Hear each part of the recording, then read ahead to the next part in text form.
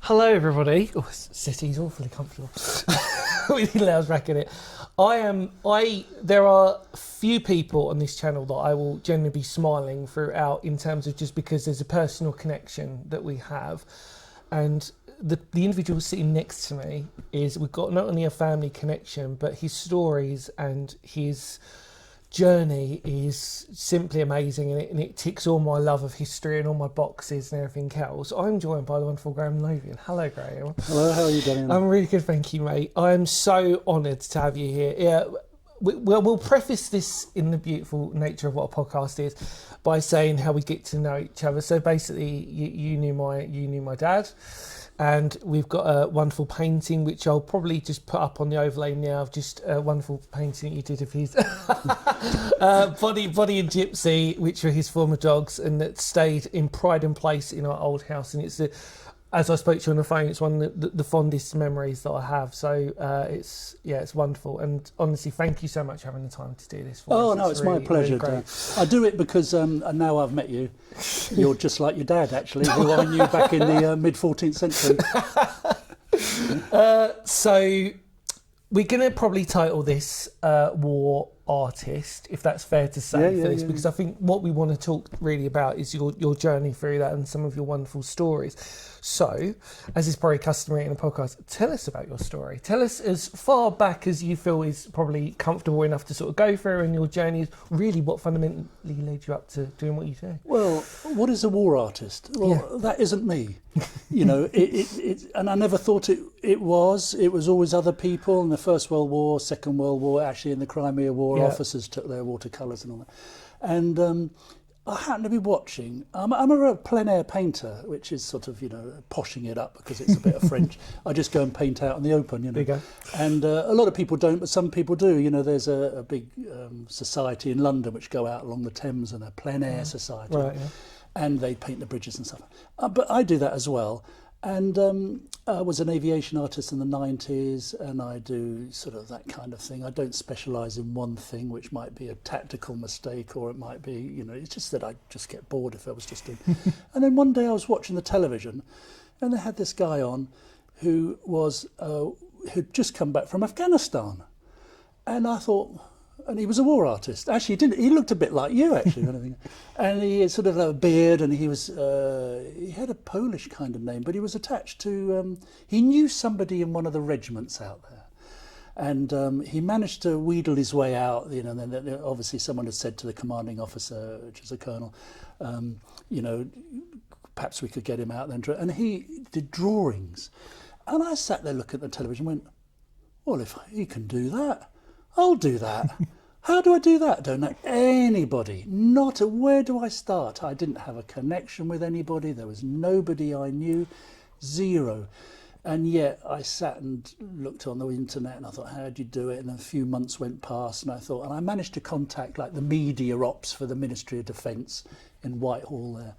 And they did me a favour actually by saying, in principle, we like your idea, nice which phrasing. I now really know, which means get lost, right? Don't bother us again. Great way to diffuse. But the thing is, because I'm a bit simple, and I go, oh, in principle, that sounds pretty good. That's not a no.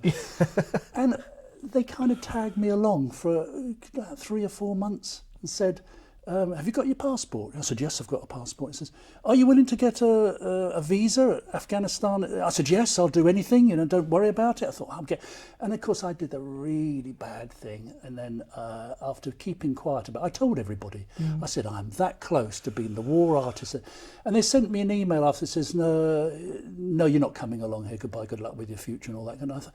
And it was kind of so impolitely phrased that actually it annoyed me.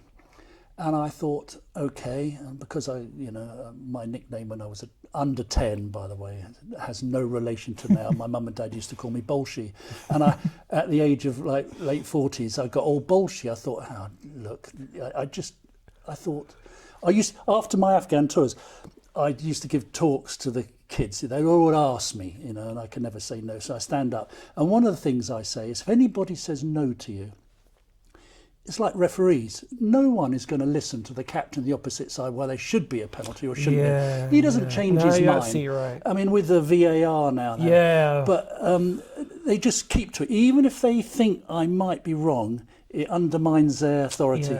Yeah. So, however, right, just say, okay, and then just do it again. Yeah. And do it again. I tried 4 times over 18 months. And every time, and at the end of this, you do need a little bit of luck. Mm-hmm. You can only go so far. And at the point of going, I've done 18 months, and I hate them. I tell you, I'd rather be the war artist for the Taliban. I'm sure although, in their culture, they don't have a figurative drawings. But I thought, anyway, I saw this bloke running down the street, and he had a parachute regiment shirt on. And I stopped him and said, "Oh, you're in the parachute regiment or something?" He says, "Oh, yes." I said, "Who are you?" And he goes, "Well, he was a colonel actually, and he is in charge of the medical side. Yeah. They have in Camp Bastion, they have a big hospital. Actually, it was one of the foremost trauma accident hospitals because." If you go to a major hospital like St Thomas's, they'll get the car crashes. But in Camp Bastion, it's every couple of hours people are losing their legs. It was a bad time. Wow. And he says, "Well, I'm in charge of that." He says, "I'm not a medic." He says, "All the medics and the nurses, all that, just get on and do their stuff. But you need the stuff around them, the people to do the admin, make sure all the needles and the ambulances and the boots and the gloves all in stuff there. You'd forget about actually is around you just don't even think about it, do you? And also you need the protections. That's the people with the guns and stuff if they have to go out. And he says, "I'm in charge of that." All right. Actually, because of my rank, I'm in charge of the whole hospital, and that's including the medics. And I went, "Oh, this is a good bloke to suck up to." So I thought, "Hi, well, actually," I told him my little mini story. He says, "Actually, we would like to have an artist there." It was that spark. And I went, "Great, that will be great. I could come and do whatever you want." And anyway, we tried even took him some time, actually, another 4 months. And he came to me and said, "Yes, he says, "You can be official war artist, but only for the medics, obviously, in Camp Bastion." Yeah. Okay, and he said, "You can't go out, it's too dangerous to go out." I said, "No, it's fine." And I thought, actually, I was a little bit disappointed because I want to go out with the soldiers. Yeah, of course, yeah. Yeah, of course, yeah. But however, actually, as it turned out, I did a lot after that, but all the time. But for the first tour, I was the medical artist, right? And that was horrific. I was going to say, I can imagine for anybody, no matter what your experience, just to be in that, the noises, the smells, the whole, your senses must have just been completely overwhelmed. And I can't watch the telly, fake blood. Funny enough, I can watch real blood and organs now. Yeah, okay, right, Fake blood done by makeup artists, no, I can't do that. But actually, you do become... that's disrespect, kind of in a way. It's a bit. It's just that I was there to do a job. Yeah. Just like the doctors, if they're trying to find a round or a bullet wound, they're looking purely to move that organ out the way. I mean, I sound like a doctor now. So, they have a job. I have a job not to be part of that. So. Because how distanced? I'm curious out of that then actually, because obviously how close were you to seeing it? Because obviously literally that they allowed you to do that to get that close. Well, I can't remember his name. He was a captain, Mark. He said, "Look, I got introduced to the team, and then I get shown around the camp, the hospital, and including the operating theatre. But first, I got introduced to the nurses and the head nurse. Then I got introduced to all the surgeons. Said, "Look, this is Graeme Lothian. He's the war artist. Don't take any notice of him. He'll be taking photographs. He'll be sketching all that kind of thing." So they were all really nice. There's a sign above the entrance where the surgeons go into the operating. It says, "Leave all your egos here." Oh, wow. Okay. So because they're all like AAA category human beings, very clever and all that kind of thing. So I can imagine there's a kind of, I didn't find any egos at all. Yeah. And what they're doing, it's also a good career move for them, because if they want to get up in the surgeon ranks, if you've done a tour out in Camp Bastion where you're doing it every single day, morning, noon and night. Pretty much do anything. Oh yeah, I mean if you're in another hospital, you're probably doing one every whoever. Yeah, that's a really good point actually, because I suppose for most run-of-the-mill soldiers, in a polite way, to find employment outside of when they come out. Yeah, They've only got certain, but if you're in a medical position, you've got a lot more. Well, they used to tout civilian doctors and say, "Would you like to join the Territorial Army or the reserves?" Yeah. And they go, "Well, do I have to?" He says, "Well, you just have to sort of march around, but." Right, it gets you out to, and you're a major or a lieutenant. You can go out there. We can give you all the trauma, casualties that you like, and that is great for them. Yeah, I mean, to me, it seems a bit awful, but on that first day, Mark, the captain, I think it was Mark, and showed me round, and so I was introduced. So I'd been there, arrived about 3 or 4 o'clock in the morning of a thing called I can't remember what it's called now. It was from you flew into Kandahar, rapid flight was it, into a bastion, and you can't really fly during the day. It has to be done at night. All the lights are turned off. The Hercules is pitch black. I was on the floor. And as in my station in life, it's the best place for me. I'm not sitting on a seat. And it was a bit weird coming in. And at 8 o'clock, they had the CO's briefing. And Chris said, "This is Graeme Lothian." So I was walking around. On that first day, they brought a casualty in. And it's not like coming down to the local hospital where so you see on the telly anyway, the ambulance is all lined up. You'll get about 20 people out waiting there. So as a helicopter comes into the landing pad there, called the HLS, they called it Nightingale after Florence Nightingale. The ambulances pick them up, bring them round into the back of the hospital. They unload them, and there's about 20 people there. That means the surgeons, the admin staff, even the squadron leader, who's trying to get a focus on when we can get rid of this guy in 2 or 3 days' time back to England. See, again, you don't think of that. No, and they take all the body armour off. There was one in the operating theatre. They turned him over, and he had a live round fell out the cheeks of his bottom on the operating, where you've got to take all your ammunition off. There was a guy actually later on. He got shot through the nose, and his nose was like that. And he wanted to go back to his mates, back to the battlefront. And they said, "No, we've got to have a scan." He said, "No," he caused a bit of a really? So I had to get someone of a senior rank go, "No." He says, "You're going to have a CT scan." And he says, "Well, I'm fine. Can't you just stitch it up? There's nothing wrong with me." So he did this CT. He hadn't been shot in the nose at all, been shot in the head. No. The round hit him here, and it went. I took a photograph of it. Hit him there, went through the cavity of his nose, and was lodged on the left-hand side of his throat. He had no idea he'd been shot.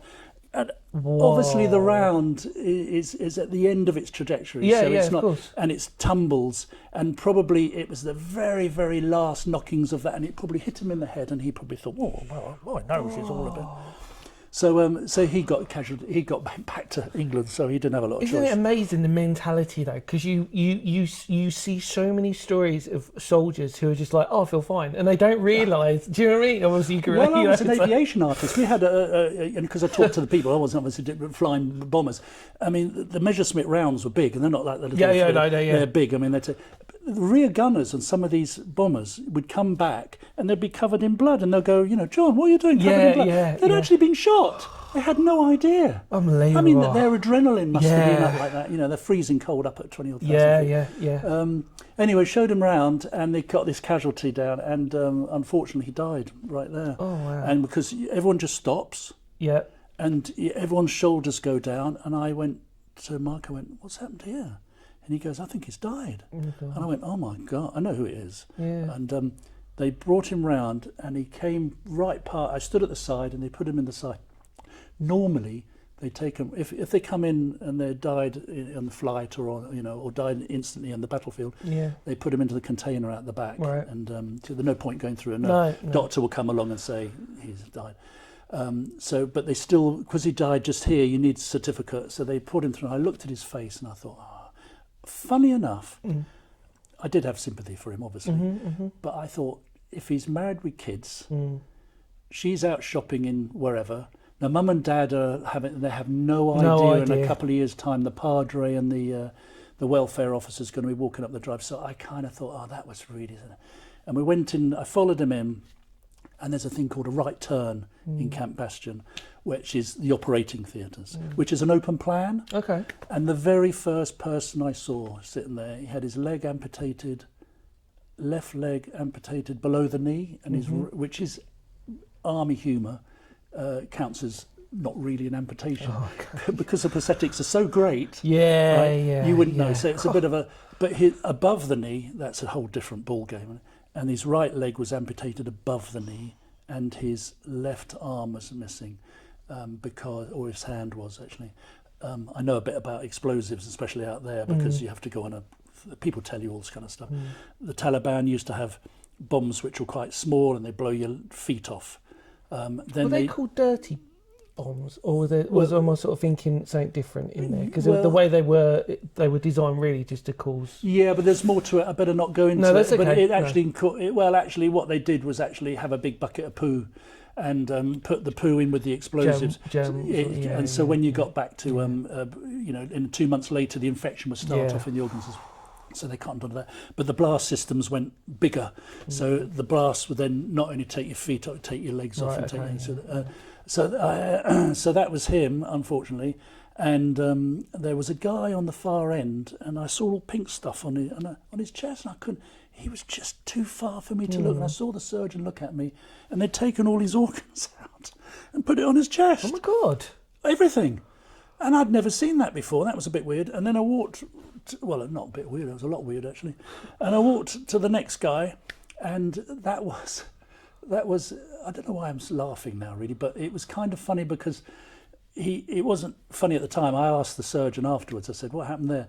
He's in Afghanistan that you can't really go out running, so every single patrol base has got like a gym in there. Okay. So it keeps you kind of fit. People are always on the and of course they all end up like big, all muscles and stuff. This guy have, like, what do they call it now? Sleeves? Oh, My thin little arms there. I mean, his was massive, and it was just tattooed all the way down. And they turned him over, right, just as I walked past him, and the whole of his body opened up. And I looked, I went, oh my God. But they cut his tattoo all the way down. I thought he'd probably be a bit annoyed out of that. Yeah, I was going to say, yeah. And I spoke to the girl who's the surgeon there. I said, later on we were having coffee. And I said, what was all that? You ruined his tattoos. I hope he's sewn it up just in sync again.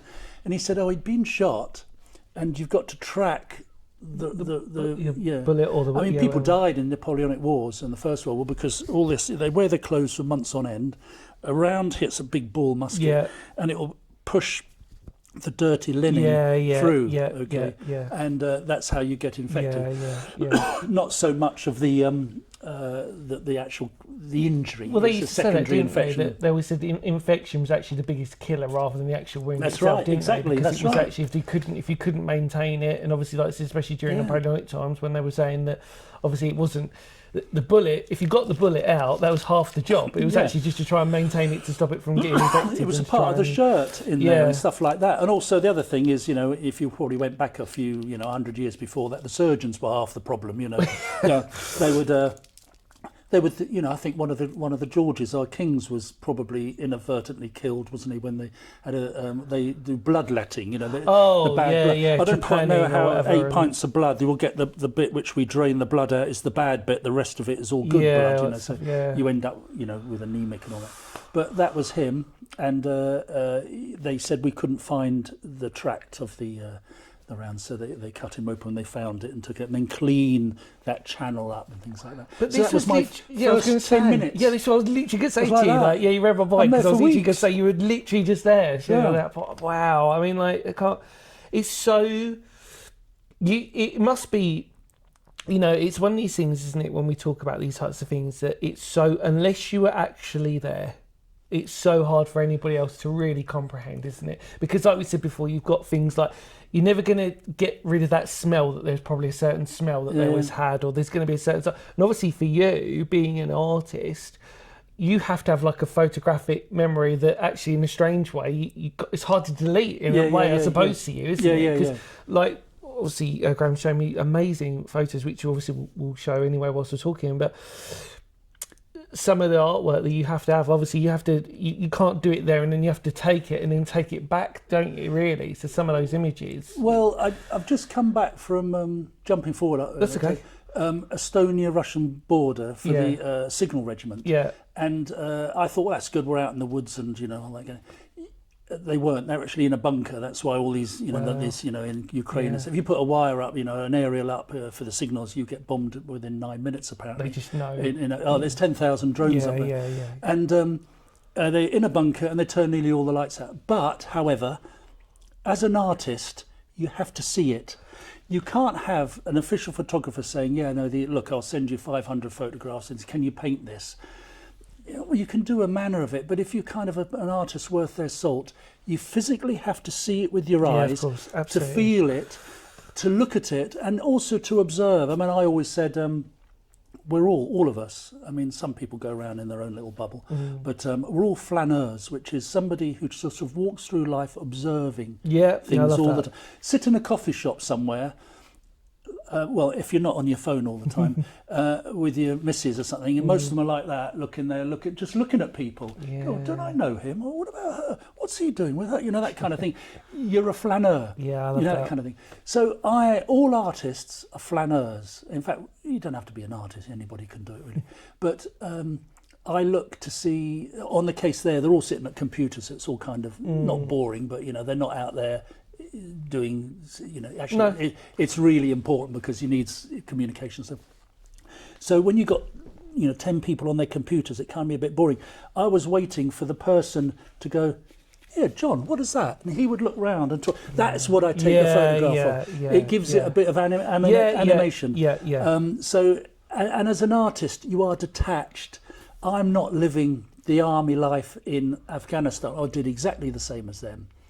You have to detach yourself and go, actually, I'm here to do art. How can I best serve, not me, them?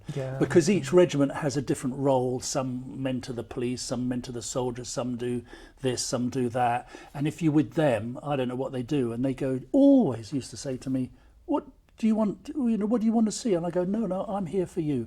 I always used to say, if you don't get me out over the wire, this is later on after the chemist. I said, I'll paint your toilets or your kitchen or something like that, have a frying up the burgers. I said, and nobody wants that on their wall. They want Gucci soldiers cutting around with their weapons. And so and that actually was a catalyst after nearly giving up after 18 months of knocking on that MOD media. And the media wonks are, the army say no, because there's a ranking structure. Understandable. So if you're a captain, you want to be a major. If you're a sergeant, you want to be a sergeant. All that, and it goes up and up and up and up and up. Even if you're a colonel, you're a bit worried about the brigadier. Just saying, who let this idiot out? And you go, well, you probably get, it probably goes all the way down to a corporal who they'll sack to private. Right. So they're always no is the first word, right? And then if you're in inverted commas, then you're in. Okay. And because of that, I had a show at the Royal Society of Medicine, which I'm a member of, and they took me to lunch. I've never been taken to lunch in my life, but especially by two people I didn't know. Wow. Like the boss of the Royal Society, in Wimpole Street, number 1. And they said, Graeme, you're going off to be a war artist. And I went, well, yes. It says, have you thought of having an exhibition? I thought, so I'm going to paint 6 or 7 paintings.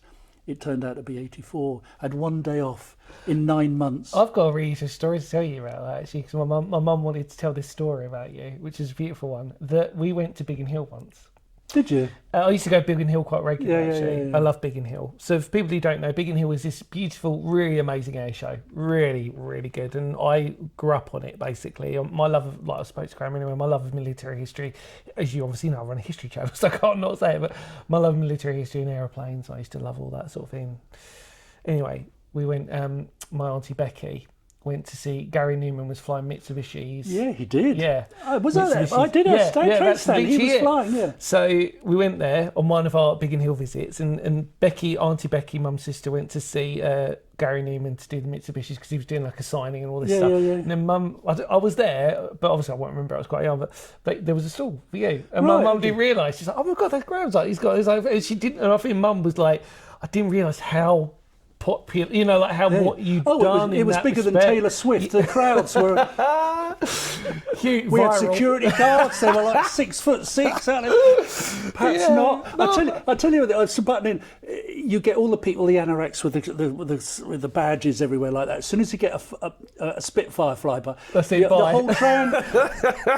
whole train stand empty. Yeah, so, yeah. I'm sitting there on my own. Oh bless, yeah, no, but yeah. Because I was saying about, she said she wanted to mention that story about, because she goes, that was the first time she realised like the amount of work that you've done. It was like, oh wow, this is like really good. But it's only because, like I said, there was the Gary Newman connection with the Mitsubishi. I used to watch him. Yeah. I wonder if he still flies. I don't know now, but wow, because I remember it really well. Because again, as a World War II lover, Mitsubishis were beautiful. Well, we don't want to sidetrack, but they were beautiful craft to sort Wasn't a blue plane or a black plane he flew? He did a few, well, yeah, because he flew different. He flew different ones, but yeah, just a really interesting memory for me. Because I mean, like Biggin Hill in itself, obviously, was just a show, wasn't it? Yeah, it was great. I used to love it, and I went and did it. You know how at Biggin Hill it's packed. Yeah. Johnny Johnson, who I was in partnership, was one of those aviation artists. When I came back, I travelled around the world for a couple of years, and I after I left the army, and came back, and someone said, you can make a lot of money, just do aeroplanes, and you do a Biggin Hill air show, and it rolled off the tongue quite easy. And I thought, yeah, I could do that. How mistaken. But I did a show at Biggin Hill, and I did a Spitfire flying in low, and it was a bloke called Johnny Johnson, who was a wing commander at the time. He became Air Vice Marshal. He got 3 DSOs and 2 DFCs. I put his medals in his box 10 years later, and went off to be auctioned. I went off for $250,000. Lord Ashcroft put in, but he came in to the site. He says, "Oh, that's my aeroplane," and I thought, this old boy with a walking stick. I thought, but I read his book on my trip around the world. Because you read so much. This was 1991, and he had a chip in his tooth, and this bloke had a chip in his tooth. And I said, "Are you Johnny Johnson?" And that was another part of that aviation thing. And he used to tell me and the Luftwaffe pilots, the most amazing stories. Okay. So we formed a partnership and did things like that. Yeah. It wasn't doing the paintings. The paintings were fine.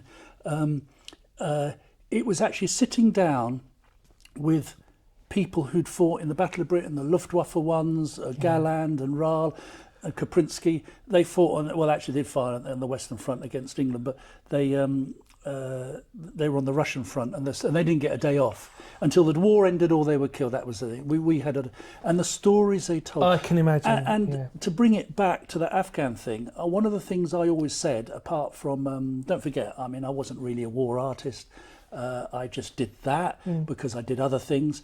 But one of the things which was important is you're recording history. And I say, look, this is all modern stuff. You've got your helmets, your radio set, all this is modern. I said, in not too long, all that will change. We'd look at you you would look at yourselves from 10, 20 years ago. Remember those heavy helmets and those big radio sets? Absolutely. And you look now, it's all changed. They wear 100%. With the shove of the ears. Everything's in there, and they're like a unit in themselves, aren't they? It's amazing. And it's a bit like Formula One.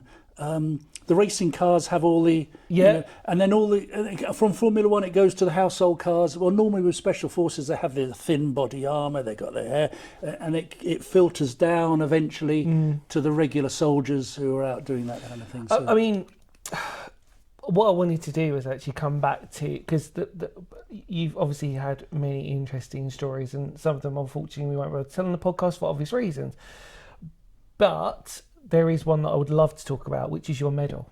Yeah. So I have the distinction not only you're my first ever person, I think, you're first on many levels, as we spoke outside of this, for certain things you've done, but the medal itself, I mean, I can't believe I'm sort of sitting next to someone who's actually got a medal for, like, you know what I mean, like a gallantry medal, but for an unusual medal. I mean, let's be honest with that. I mean, it is a once in a lifetime. Do you want to talk about that for me? If that's all right. Yeah, no, I mean, the medal is what I call a turning up medal. Yeah, okay, yeah. I didn't qualify. I did qualify for it, but I mean, as a war artist, you would not get it, okay? And the soldiers who are there get it. They've got the Iraq medal, they've got the Afghan medal and things like that. And if you want to have a look at soldiers wearing medals, it starts from the middle. So if you get like the Victoria Cross, it's the one which is, if you're looking at it, sort of the middle of the chest.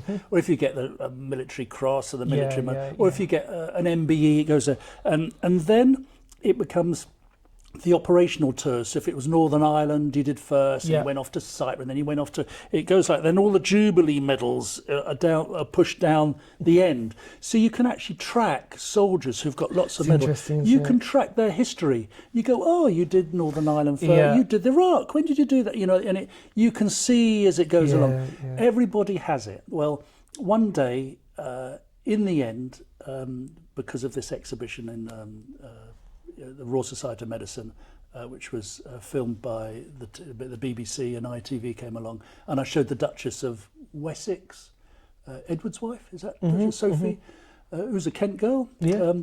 She showed her around. It was because of that the army went him, because I can paint. The army don't look at things accurately. They don't look at it as a piece of art. Okay? No, I They want to see if you're accurate. Yeah. So they want to see whether you've painted the weapon system, everything correct, everyone's space, and all that kind of thing, before they look at it as a piece of art. You know, whereas me, I'm looking at trying to get everything as an art thing.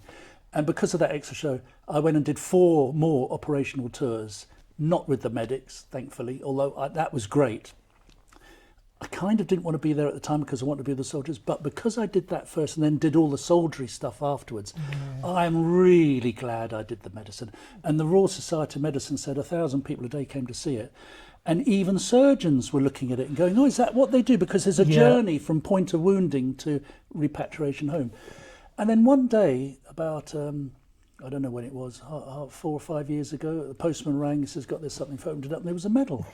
And I thought, oh, this is good. I'll add it to my collection. You know, I've got more than Patton or Montgomery. Not. Yeah. But anyway, I looked at it and I looked at it and I thought, wow, it's got my name on it. I could have done with the word war artist on there, though, actually, I must admit. And I did have it mounted. And he says, why didn't you have printed war artist? And I went, oh, I don't know, really. I suppose I could have gone back. You're allowed to have 2 if you lose one. Oh, Or okay. I didn't know that. Lord Ashcroft comes knocking on your door and he says, we'll give you $250,000 for your one medal. I would probably sell it and you can get another one. There you go. Yeah, that's all right. But I did qualify it. The soldiers have to qualify it. I have to do 30 days. Okay. If you get injured and repatriated home, before that 30, you still get the medal, but you have to do the 30 days. Right. There's a lot of air crew, RAF crew come in for a day and they go back out and they don't kind of get it, actually, you know, they don't kind of qualify for it. But I did lots of tours and I actually qualified for it on my second tour, and it took the Ministry of Defence 9 years to get it to me. But I'm still grateful. I have it in an artillery shell. Yeah. Over there. We'll put it up. But I as was we very talk. proud. I had it mounted and stuff like that. And I showed the bloke, and he said, "Do you know how much this is worth?" I went, "You know, but you told me I had a heart attack." So, So what's the official title for it? So the official title for the medal is that you. well, it's with the clasp as well. So it's an Afghan medal, operational service medal, Afghanistan. And the thing with our operational tours, they have code names. you know. Right. Yeah. It comes out of a computer. A lot of people will call it, the Falklands War, the First Gulf War. They actually have, like D-Day. It was, Yeah. Yeah. They don't call it D-Day. It's Overlord. Yeah. Overlord. Yeah. And my grandfather fought at Arnhem in 1944. He got taken prisoner. Got the DSO actually when he was in the prisoner of war camp, which is the one down from the Victoria Cross. And that was called Operation Order. Distinguished Service. Yeah. To make sure. There used to be 2 lots of medals, one for officers, one for other ranks, which means private to sergeant. Yeah. And in John Major's times, so the early 90s, he said this is a class system. So corporals and privates can win the military cross, where it was only for that kind of thing. So that was called Operation Market Garden. Well, the Iraq War was called Telik. Okay. Don't ask me why. No. And in Afghanistan, it was called Herrick. Right. I quite like the Americans because they're so Hollywood and John Wayne. Theirs was called Operation Enduring Freedom. I've got a mug. That just sounds or bad. doesn't it? Operation Death from Above. Yeah. Or Operation, I'm thinking of that song back in the 80s or 90s where it's called We Come in Peace, we shoot to kill, shoot to kill. We'll have that Operation. They were kind of all gung-ho. Ours are just boring names no one can understand. Yeah, exactly. So I got that for Op Herrick, so that's my Op. I did Op Herrick 11, 15, 17, 18, they were the ones in Helmand province, and I was the only artist to be the brigade artist. Yeah. There were other artists whose father probably was in the Yorkshire Regiment or the Anglians or whatever, and they'd managed to get themselves out there doing that. So they stayed with just that regiment, because I was a brigade artist, so I only worked for the general in charge. Patrick Sanders is just retired as a Chief of General Staff. He's a 4-star general, just retired. I worked for him, and they showed me I was included in everything. I wasn't the artist on the periphery, come in and do the painting and go away. I went to secret meetings, had earphones on me, sitting there trying to look interested while they're talking about, and that was a real privilege and an eye-opener. I can because imagine. they didn't need to do it. No, I don't.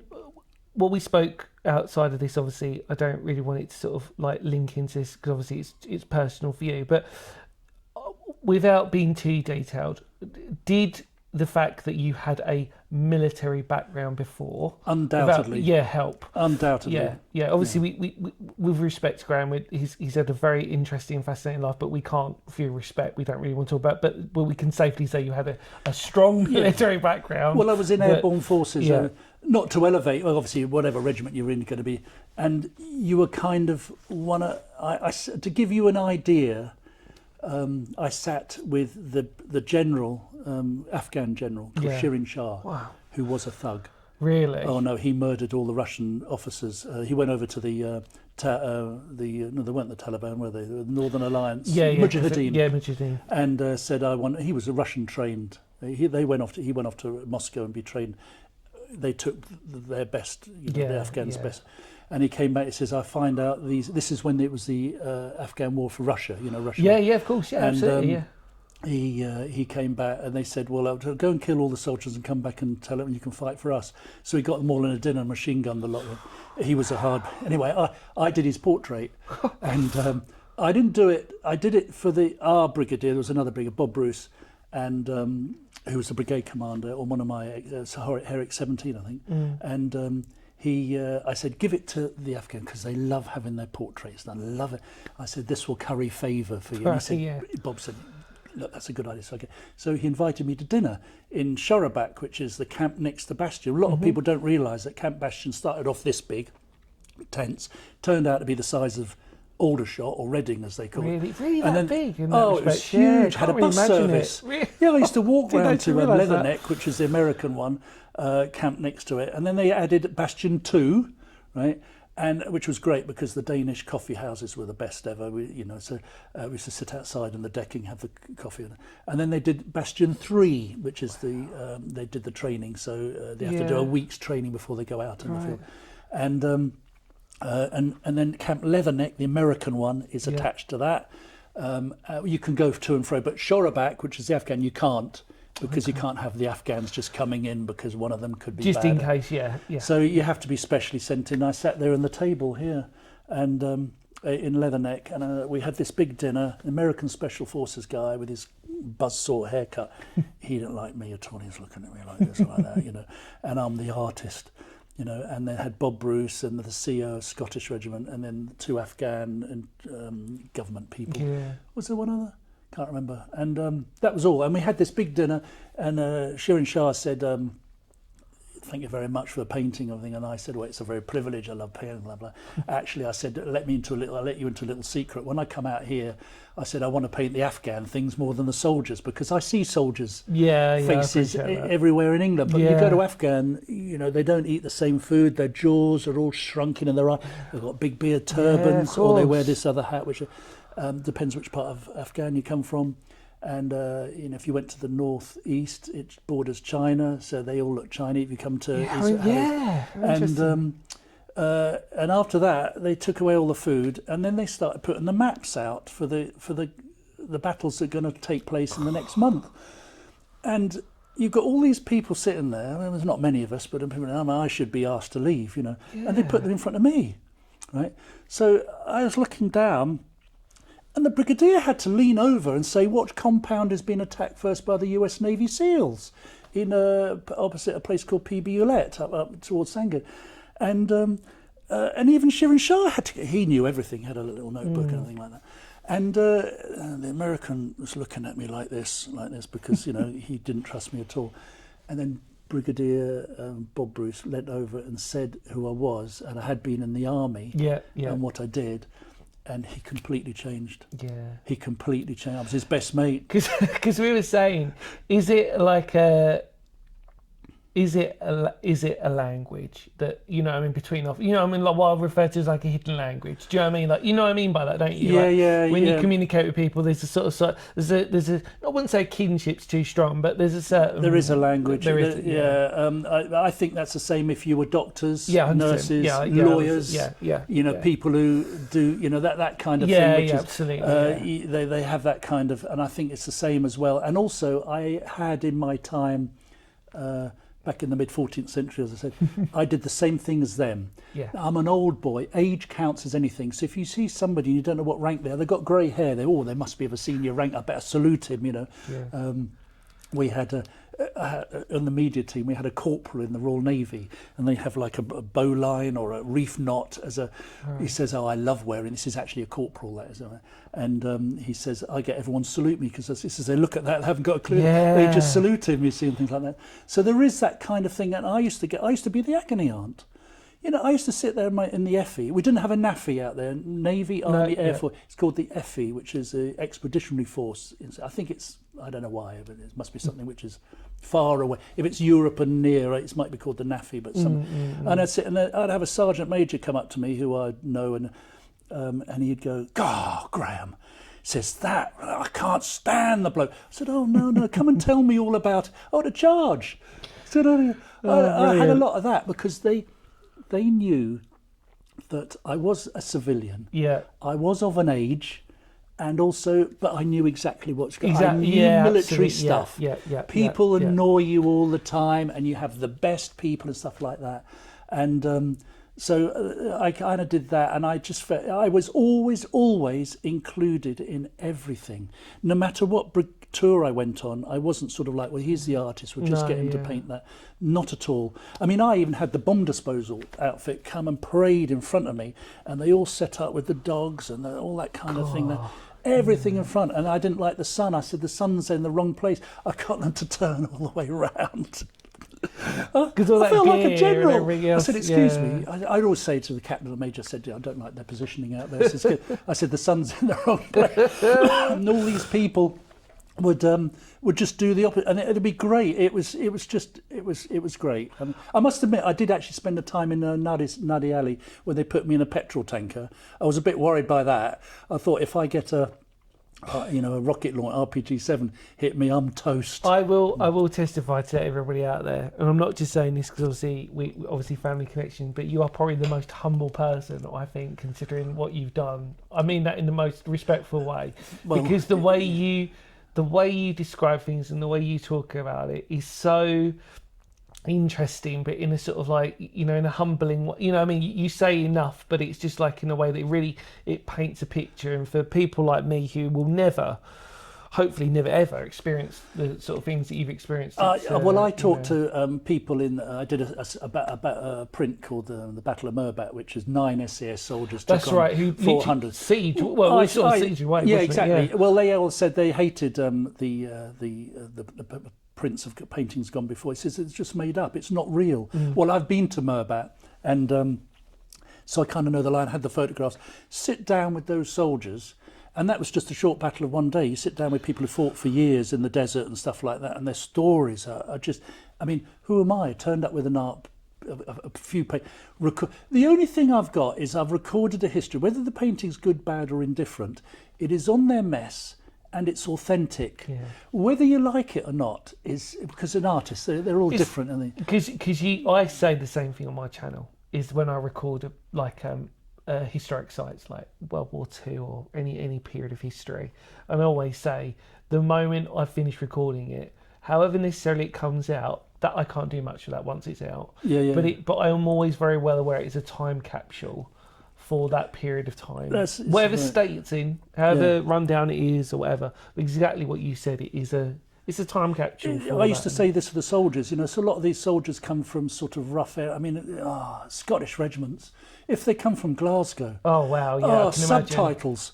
I would look at them intently, and if they laughed, I would laugh as well. And my dad was Scottish as well. I mean, he was from Edinburgh, but that's kind of a sing-songy kind of accent. Yeah. The Glaswegians used to go, "Hey, how are you?" And if they burst out, I'd laugh with them, and I'd go, "Have another iron brew," and they'd even complain about that because it was tinned iron brew, didn't come out of the bottle. Apparently, there's a difference, And my other half's a Geordie as well, so although she doesn't talk Geordie, she can actually, be honest with you.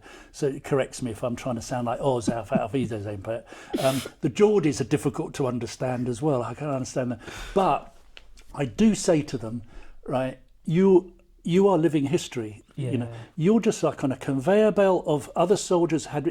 I would love to paint the Battle of Waterloo. How you interview? I was at Waterloo the other week. Oh, really? Watching the reenactment.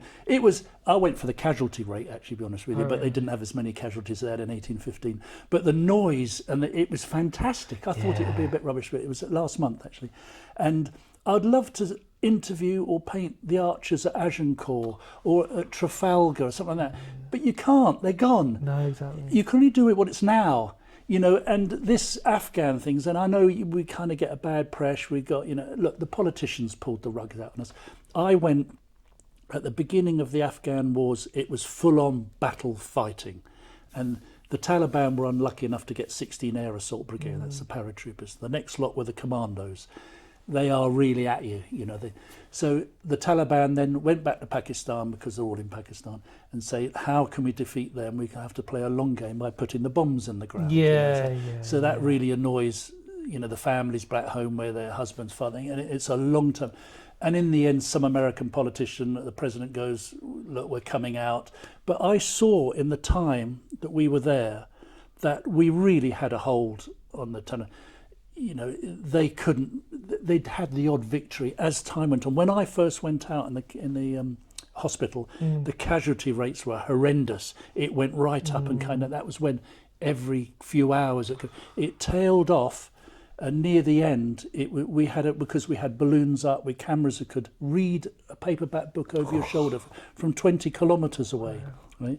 And lots of other things. And that was even back then. That was back then. It was 2012 or 13. And they used to have we used to go on foot patrols where they used to have a little sort of like a flying wasp. It was about the size of your thumb. And the lead scout would throw it out and go, yeah. And it would go around the compounds, so you could tell without putting your head around the corner. But the bombs in the ground, the IEDs, they were horrendous. We went to one. I went with the IED, with the Afghan IEDs, with the bomb disposal expert. There was only one qualified guy. He was the guy who had all the training. But we went with them, and they found, I think it was like 40 bombs in a field down this path, and we couldn't do it. We got there at night. We came back, but the chief of police in this little place, I can't remember where it was now, maybe Naris Siraj, maybe. He decided, or the farmers picked them up at the field and they hand them into the little police station, right? And with the battery packs and things like that. And then the policeman decided to cut it with a pair of scissors, so that he was rolled up in one of these rugs we have here. Wow. All his feet were sticking out the end, so that was the last mistake he did. It is really dangerous. And the very first day I got there was a medic who was. They put him at the back because you need to. Yeah. When I went on foot patrol, they always put me about third. Right? Obviously they were art lovers. They didn't care if I got blown up. I was always behind the officer or the patrol commander. Okay. Oh, so I'm not sure that's necessarily. No, the guy who's doing the mine detector is called Barmering, and it's with a Vallon, which is a mine detector. Yeah. And then later on, they had a guy behind him with an X-ray, so it will go zzz, and they'll go, oh my god. And it will say, "Coke can," or a bit like the detectorists. Oh, so it would actually ring pull. ring pull, yeah. That's right. And then they'd have the officer there, kind of me, because he kind of wanted to be near me and say, a step back. I was the most unruly because you have to keep in a line, you see. Right, yeah. And if you see them with aerosols, the lead scout would be with yellow. Don't go out there. Don't go. Yeah. I'm looking at the back of this guy's head, and I think, how can I do a painting this? So I'd always walk out to the side, and he would catch my eye and go, Graeme, and I'd go, oh, sorry, and I'd have to sort of pretend that I was in. But I thought, sod it, I'm here to do it. And there was one guy, the medic, on the day I arrived, or maybe the day before, They put him at the back, penultimate back. There was a guy behind him. You need a soldier at the back to clear your tail. And he stepped on a mine. 12 others before him had gone over it, but must have missed it by inches. My God. I mean, and he lost both legs. So it's a real dangerous game. But when I went out Boxing Day. So at the middle of their winter, it was 21 degrees. Yeah. The sweat was pouring. Bizarre feeling that, isn't Anyone it, when you watching know this who's an army guy would know the personal admin. Oh, an army. And I never used to wear a helmet when I was in. I never even wore a hat, actually. Now you've got to be all tooled up and gloves, and it drives you mad. Yeah. The sweat would hit my eyebrow and come and sting my eyes. I spent the whole patrol doing this. Oh, no. It would drive you absolutely radio. Yeah. It did. And you'd go out, we went out, and they come out and they all like this and like that. And there's a thing called atmospherics. If the farmers run away, you know that they might there. Be saying, but they're there and they were there looking, so we're okay. But the thing is, you go out and your heart is thumping away. I mean, I don't go out thinking, that this is going to be a big jolly and stuff. I go out thinking, this is really silly. What the hell am I doing this for? But your heart is. But after a while, I just treat it as a walk in the park. It's just when I was walking in Richmond Park. Yeah. Because I am not looking for the Taliban. No. I haven't got a gun. I am there to record something which the regiment, whoever that was, which was 5 rifles on that one, Tom Coppinger Symes, best CO. He's a 3-star general now. A really great guy, really charismatic. Took me out, and it was not. He didn't go out on that tour, on that patrol, but he just shoved me out all the time, and I wanted to do the best for him. Yeah, because it comes down to personalities. Yeah. I never met anybody who I thought, I really don't like you. They're all on their best behaviour because I'm giving them something. You've actually read my mind, because I was going to ask you 2 very specific questions. One is related to something that we're going to show you in a minute, which obviously you've spoken about. But the question I was really curious about, because this is a little bit left field of talking about it, but it's literally sidetracking to what you said. Have you ever met anybody in your career the opposite of that? So have you ever met anybody who's been... You talked about the Afghan. Is there anybody you've genuinely either felt very scared or intimidated by? You know what I mean? That you've actually been in their presence and gone, actually, this person genuinely, through all my experience and for everything else, has genuinely put the fear of God in me. You know what I mean? Or someone. Have you ever met anybody like that? Because I'm just curious to ask you for that. Really, someone who's really frightened me. It's all subjective in a way. What defines as frightened? But you do meet people who are. There are obviously a couple. You don't have to go too personal. Sorry to interrupt. There were 2 special forces guy, but they helped me out in one respect because he put his face in front of my face, and he looked like Captain Black out of Captain Scarlet. Oh wow! He was just the same. Yeah. No, he was. He scared me as a doppelganger.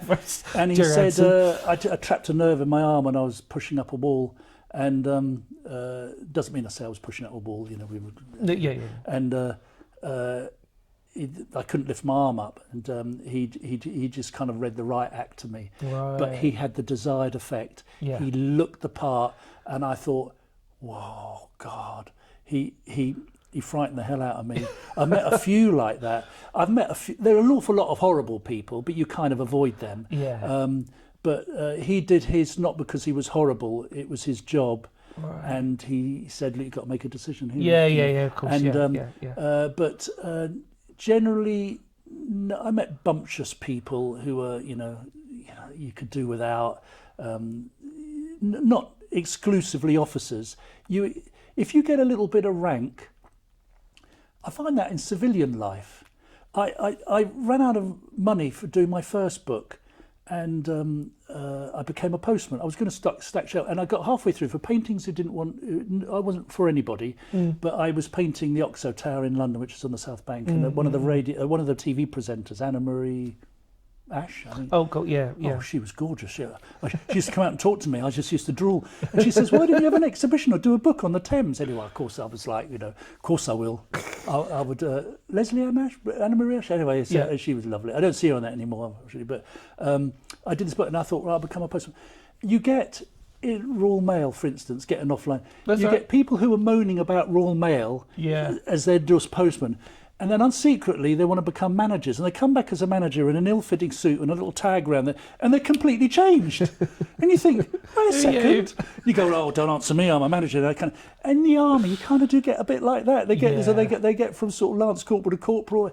Perhaps that might be a bit much, but because you were sort of saying about the medics as you well. think, what happened to you then? Yeah, exactly that. I suppose, like, you know, you're sort of saying about the medics as well, that all egos in that respect, then in that respect they have just to go. Leave but them then back. There's other, That's exactly right. But anyone terrifying? No, not particularly. I remember his face, and I remember a guy who was on the hills with us. He brought his Alsatian dog, and I thought I better keep. I think he was a sergeant major or something. Okay. He did look the part, but you do kind of get people like that in that regiment. Paras as well, Marines.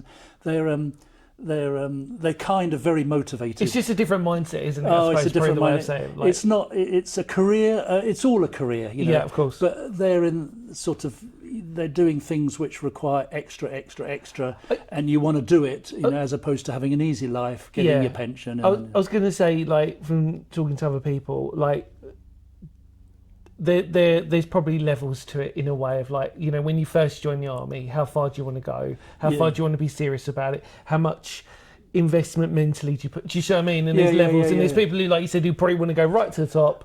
There's people who just want to get in it. I had long hair and a beard. If you see behind me, I've got my guitar. I am still that kind of John Lennon. Well, obviously can't sing like or write a song. In fact, nothing like John Lennon really. But you know what I mean. I had long hair, a beard, played my guitar. Come from a military family. Fought at Waterloo. Two ancestors fought at Waterloo. One's in the film getting lanced. The other guy got lanced and killed.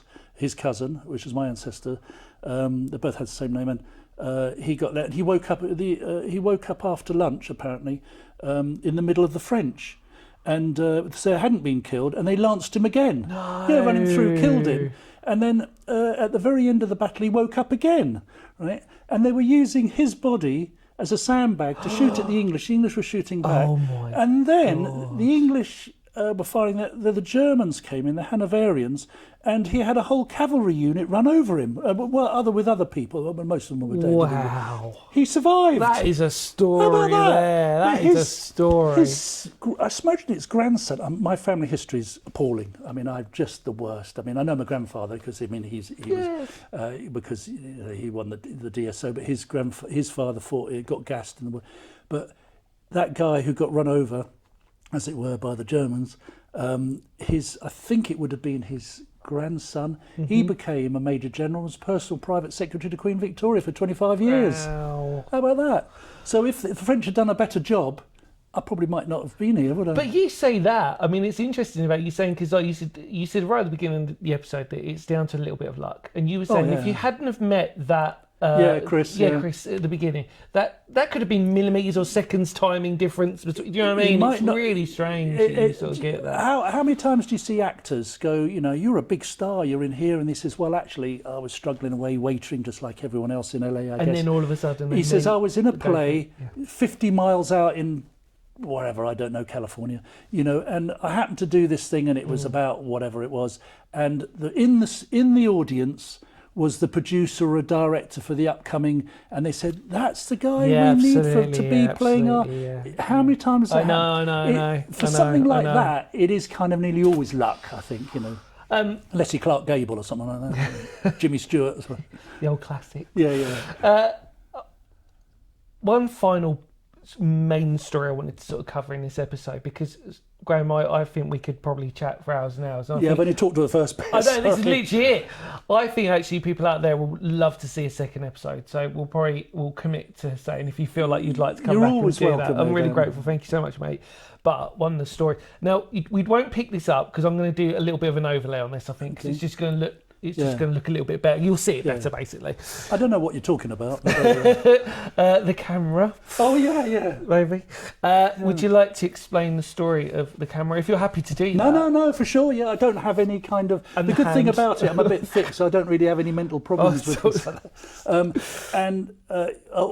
How I got shot. So let's talk... Yeah, so I was going to say, let's just sort of like title it as sort of like how you come to it, yeah. Well, I was on my fourth tour. There's a Herrick 18, and that's a summer one. Yeah. And that's 48.8 degrees every day. And I've done 3 winter ones. Cool. And that was really hard. I mean, everyone's in body... I was lucky. I had body armour on. I carried lots of water and things like that. Camera. on foot patrols. Yeah. I took all my art stuff with. I took all my not the easel because it's too big, but I took all my paints and stuff like Did that. the heat, by the way, sorry to interrupt, affect any of your equipment? No. I painted in. I used to live in Sydney, and I used to paint in Sydney and in New Zealand and stuff. I painted in Oman and I painted in Syria actually. Right, okay.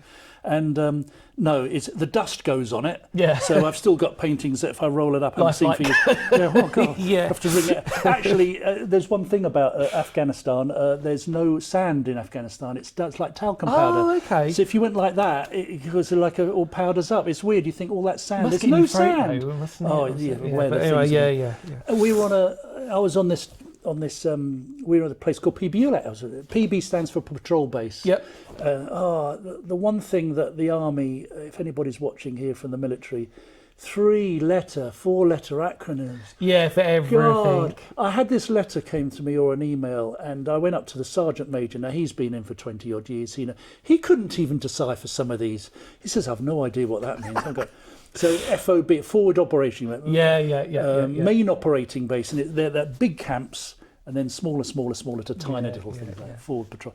And we're in a PBULET, which was a dangerous area, really dangerous. And to be honest with you, although I said we kind of tamed the Taliban, there were areas in Helmand, in our sector, we couldn't, and we just left them alone. It was just like stirring up a hornet's nest. Yeah. So. One was north of Neb Canal in Nara Siraj, and the other one was on the way up to Sangin. Actually, not even the Americans controlled Sangin. And Musa Keller, I was up at Musa Keller as well. So this was at Fobile. I was with a Scottish regiment, and they were great. And we went out on, it was in June, June the 16th.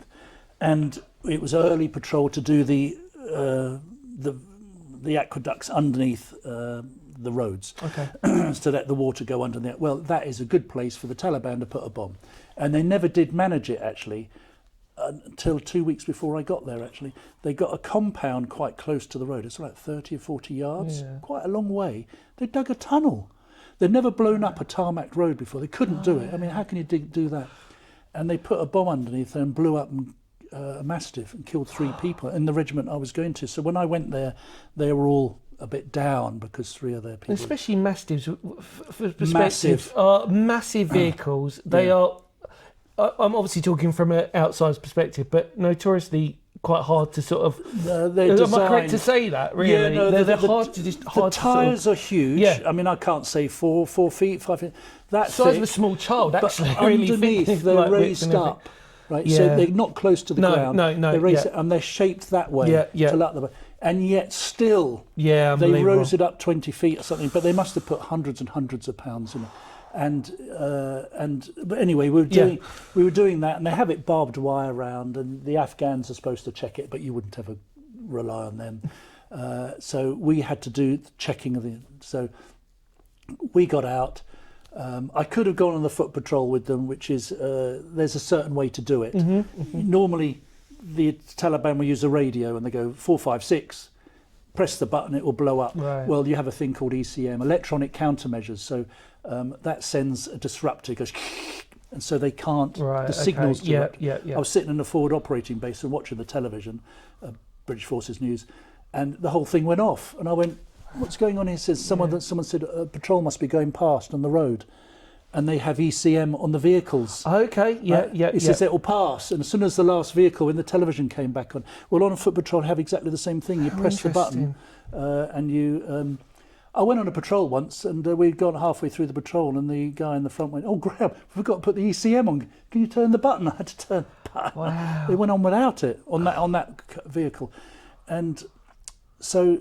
You have to do a certain thing to do it, and they did actually find, as a point, the Taliban had counted this, and they found a piece of string 1 kilometre long, right, tied together or knotted together 1 kilometre, so they could pull it like a kilometre away. Wow, okay. That is a long way. Ooh. Anyway, there was no bombs, and we got back. They did the other side, and we came back, and we were all going back to the vehicles, and the Afghan police were there. That's the non-uniformed ones. Right.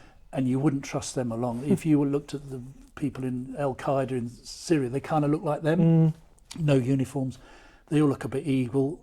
and they then started having an argument with a patrol commander who was a sergeant about they wanted 2 kilometres of barbed wire to encircle their camp, which was just up the side of a hill.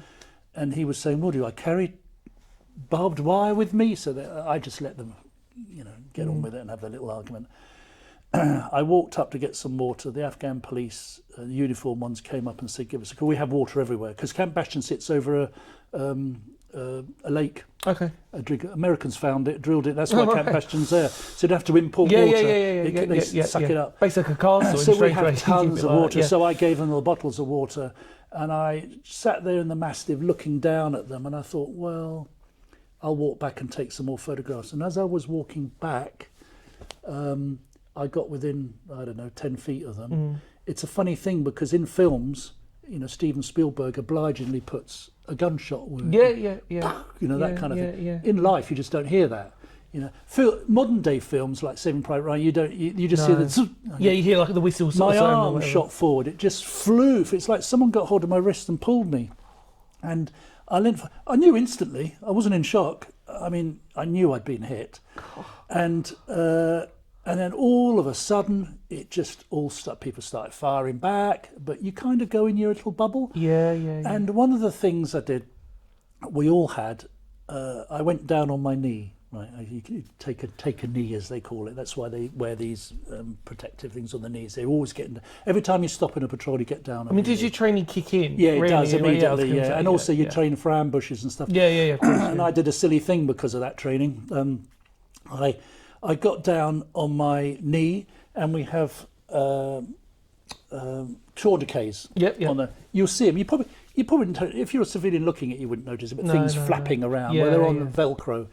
I couldn't pull, as the idea was to pull the tourniquet out. It's on a loop. You pull it in, and you have it. Soldiers were going out with the tourniquets on their legs. If they got trod on and lost their legs, they weren't going to wait to take the tourniquet. No, very good point. They went out doing that. Yeah, wow. And so I couldn't pull it out. I tried to pull it. The Velcro had tied so hard, and it wears you out. Even in the 2 or 3 seconds, I was pulling and pulling. I just couldn't pull it out. So I thought, okay, right. There was blood everywhere. As it happened, the round hit me just below the elbow. Yeah. It went all the way down here, smashed all this bone, because I've got the X-ray on the mantelpiece there. Where they showed me how it's like getting a twiglet and smashing it. Remember twiglets? Yeah, of course, yeah. It went through my wrist and came out the palm of my hand, and I have that thumb, which is perfect. Yeah.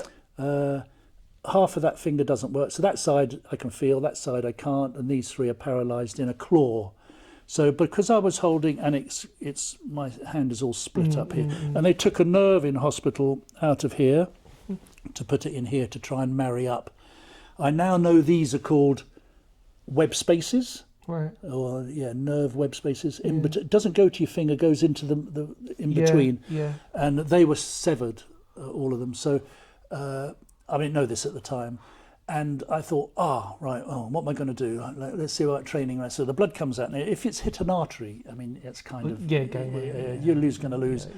I'm not a medic, going to make this up, but it's something like a pint a minute, and you've only got 8 pints, and after about 3 pints, you're going to be dizzy. After another pint, you're going to start to fall over. Yeah.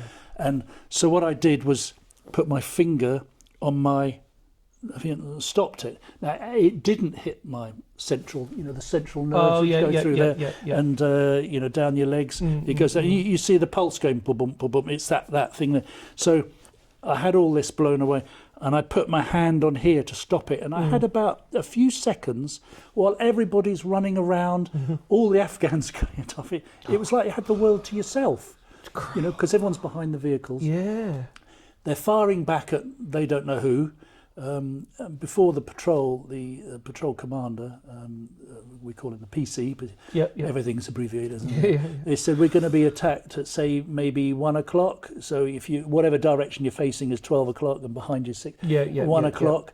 He says we sometimes get. It's probably that compound over there would be okay. They're not very good shots and all that kind of thing. So I said, okay. Actually, we were shot at about 7 o'clock. They changed their firing position. I found out later. The CO told me when we were in. And they were pretty accurate this time. And so they were firing back, and I guess the Taliban, whoever it was, or they were firing back, and the rounds were. I did see, you could hear them going past me, and I did, without me trying to big myself up. No. I reckon they were shooting at me. Right? It's because you wear this blue body armour, this colour. And when I was in Camp Bastion, I said, why have we got to wear blue body armour? You know, like they have press, you know, like we see. Press, yeah. And I said, we stick out like a sore thumb. And they went, they put the game face on. It says, that's your media. And I said, well, all right, okay, I'm not really media, I'm an artist, you know. But I mean, they said, you're wearing it. Matt Cook, who's a friend of mine who got caught on the top of a compound, the rounds got within 2 feet of his head. A sniper, he could took him 20 minutes to get off. No. But the sniper couldn't have been Afghan, so he was told later he had to come from Pakistan or Algeria or so. He was that good. Really? He was shooting through the foliage. So you have things which direct. So if a round comes in a patrol base and it comes pinging in, you don't know where it's coming from. This thing will direct you to right, it. Okay. If you fire through the foliage, it's kind of, you can't pin him down. So he did get down it, and I saw him a week before I got shot. Okay, he said I have a narrow escape. He's a good guy, you know, great artist. And we were on the one show together. He would do like a little, it looks like watercolour, it's oils actually. Yeah. And he would do something, and you know, I do a painting which takes me weeks. Everyone goes, oh, I prefer his. You know, so he really annoys me. You know. But he's a good guy. And I got down, I stopped the bleeding. Yeah. I knew I hadn't got my, you know, I hadn't hit an artery, thank God. I mean, when you think, you know, and then I did what you should do for SOPs, standard operational procedures, is run back the way you come if you're in an ambush and be part, you know, you're not doing the ambush. Okay, because that's the route you just know. The vehicle's about 50 yards back, right? You know, I've got a vehicle about 15 feet in front of me, but, you know, I mean, I'm just a stupid soldier. So I started running back, and I think the Taliban, I'm making this up because I don't really know, but when I was on the ground, I could hear the rounds going past me, past my head. And I thought, he's probably thinking, where's this bloke going? I stopped halfway and thought, what am I doing? I should go back to the nearest vehicle. So I turned round and ran back the way I came. And then I fell, there was two guys, there was two of us who got shot. A friend of mine from Fiji, big guy, who I have a total respect for. He never complained when we got Kazovac back to Birmingham, never complained once. And he got shot through the backside and didn't hit a bone, it just went pop, pop. I saw him on the table at Foboulet, and they pulled his trousers down, and I looked over at him, I thought, I'm glad I've got my injury. Actually, mine hit a lot of bone, you know, so it was bad. But I tripped over him, so I kind of just thinking, look, the poor bloke's got shot, and you've got the stupid artist falling over him, and he's lying down behind the tyres because the rounds can go under the...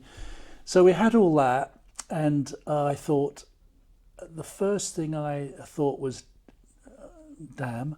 I thought, because I was with the Fusiliers in a kind of dangerous place now in the green zone the following day, or 2 days later maybe. And then I had, with the Chinook crew, a whole day with the Chinook crew in about 4 days' time. And I would have loved, although I'm having Chinooks all the time, you're with the crew, you know, that kind of...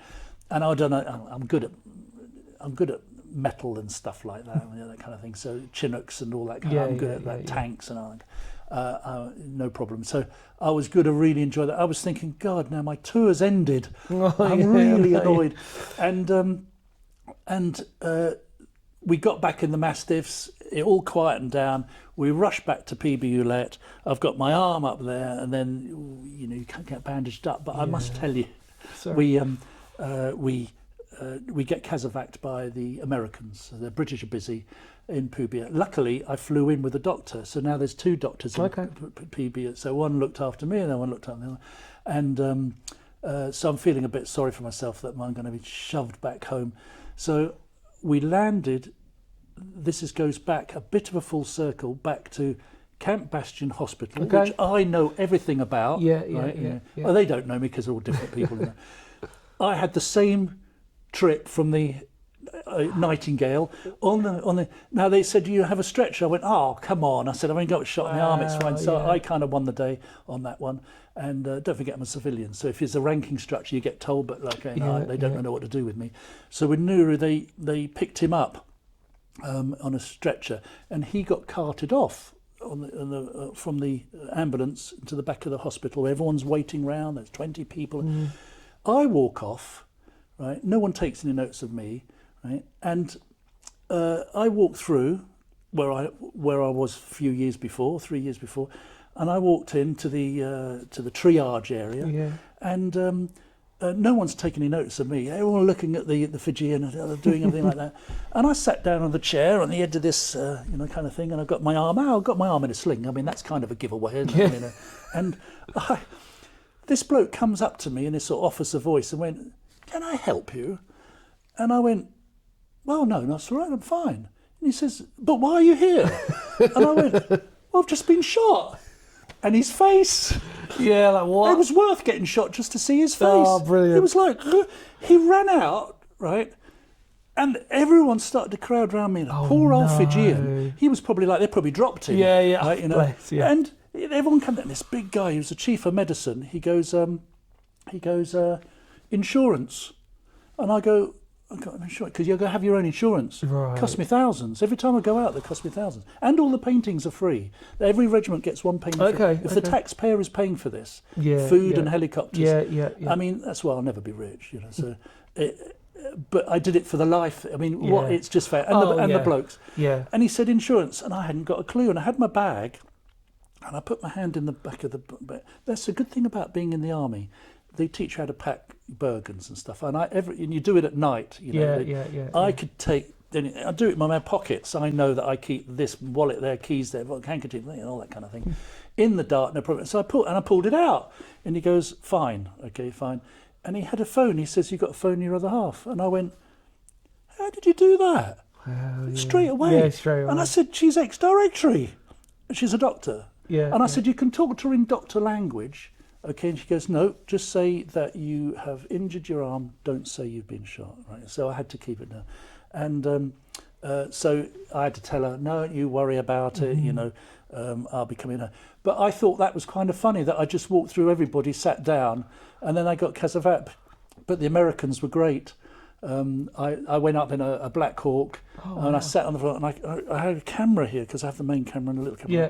Why didn't I get it out? Yeah. Because he got all this body armor. Yeah. And wearing the blue body armor, the Taliban pay double if you shoot at a blue body armor because they don't know if you're a politician or who you are. Yeah, of course. And that's why I said Matt Cook. He got shot down. So what he did was he put army tape all over him, rolled in the dirt. Oh, okay. So his blue was kind of because from about 500-600 yards you can blend in, a little bit better. And that was in the camera.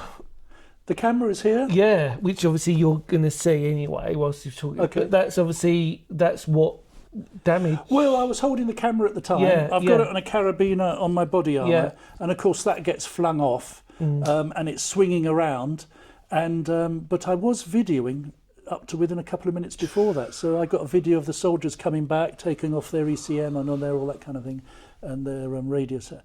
And so I did take the photographs, but I did offer it to Canon. Really? Never wrote back. So I kept. Actually, I'm glad. I was going to say it's a bit of memorabilia in a way. Why not? So it's way. a smashed camera. But I'm glad I've got it, actually, to be honest with you. But it kind of saved my finger, because I'm guessing again. It kind of hit the camera, then the bullet, the round rather, and it ricocheted off. If I had just hit me and come out through, I might have lost one of these fingers. It might have carried on through, so it probably saved one of my fingers. But the fact that... And I'm left-handed. I know, we're saying both left-handed. It's remarkable, like, when you don't have that ability to have that. But... hand on heart, mate, I really mean this. Thank you so much. I think we'll end it on a really I've really enjoyed it. I know, I really have as well, mate. I really have. I really, really have. Because I know that Thank you, Dan. I really mean that, mate. Thank you so much. And what's more, you look just like your dad did about 40 years ago. Oh, God. Yeah, you did. Yeah. No, that's a compliment. No, I really mean that. Because he's a great guy. Thank you so much, mate. I really mean that. I know that we'll probably do another episode, because there is so much. I think this is just the tip of the iceberg of what your stories are about, and I think we just wanted to condense it today. Okay, well, it was a bit condensed. I did grab it on a lot, but I did condense it a lot. You really mean a lot. Any final things you sort of want to say to anybody out there in terms of like any advice or any bits of like any just tips or anything that you feel like any life lessons or anything for you? The life lesson I tell the school kids when I was there is that is if someone says no, accept it. Yeah. However, if you really want to do it, you want to publish a book, you want to go around the world, you want to go and climb up Everest, if you want to whatever, don't take no for an answer. And you're going through authority here, if it's, with the government or local council or doctors or the hospital. Just go at it a different way. Not exactly. Don't forget, people move around in these places. Of course. You're going with a different person who has a different mindset. Yeah. Just keep going at it. Try not to annoy anybody, but you won't. And just if they tell you no again, leave it however long, a week or two or a month. Just do it again. Yeah. You will get there. One of the things I did when I did the kids, and I used to have a goal behind me, right? A football goal. Yeah. And I used to never mention it, right? Why would an artist talk about whatever and have a football goal behind it?